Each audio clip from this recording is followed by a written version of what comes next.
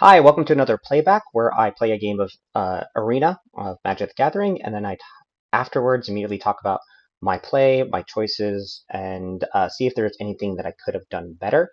This is a shorter video today because I think I played pretty well and my opponent conceded rather early in the game. But let's get into it. One thing I wanted to do today that I didn't do last time is to actually talk about the deck that I'm playing. This is based on the deck that I play in Paper Magic, which is a blue-white angel deck.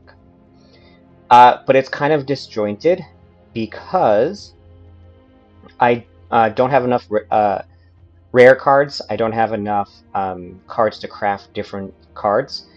So it's a little bit of a hodgepodge at the moment. So I have a lot of counter spells that I put in this deck. I have a lot of destroy evils that I put in this deck. Just because I only play one of one. The idea behind this is to flash angels into the game while protecting them, pump them up to be very big, and then smash the opponent with a bunch of flying damage. So that's the whole goal of this deck. All right, let's get into it.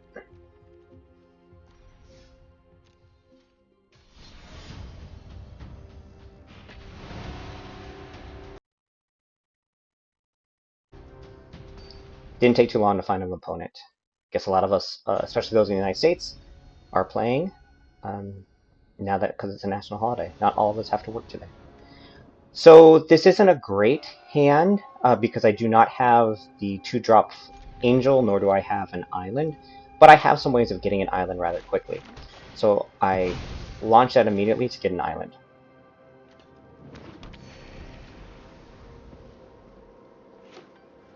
Notice the opponent is playing an island, which probably made me think that they have... And then when they launch Developer of Secrets, I'm thinking what they're playing is the Dijin Tolarian Terror deck, which is where they pump out a bunch of big creatures based on the number of spells they have in their graveyard. So I wait to see what they're going to do next. They do turn that into a 3/2 flyer, which is a little problematic for me at the very beginning. But when they play that Consider, I realized that they're having trouble getting land. So that made me feel a little bit more comfortable that then their whole deck is about control, about countering my spells. So if they're having problem with getting mana, I can start getting my spells on the turn. I just need to start getting some big creatures out there. Again, I don't have my 2-drop Kayada yet, which is a problem. So I start searching for it with these Inspiring Overseers.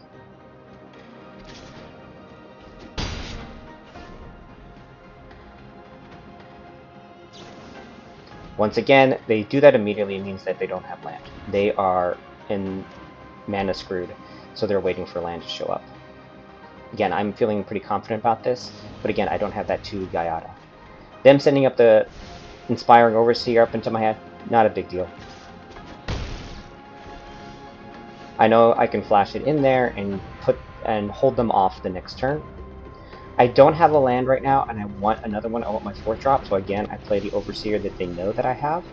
Get the land that I want, which I can declare an Angel, and now I'm feeling pretty confident about what to do next. I've got the Wandering Emperor. They're struggling to get land.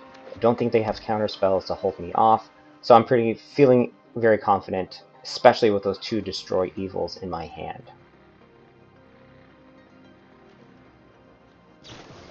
Alright, it's another impulse. Again, they're trying to get as many spells into their graveyard to then pump out the large creatures.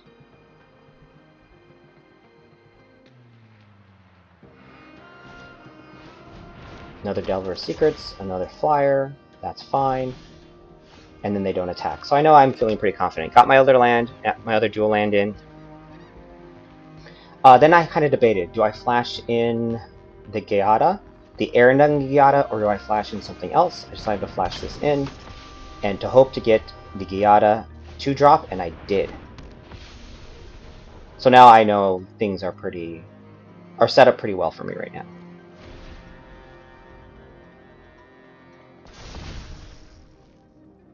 But they still have 3 mana, right? So if they don't, and now they have their 4th mana down. So they could still cause problems to me if they leave some mana available. Again, they draw 3 cards. They're just trying to shove spells into their graveyard.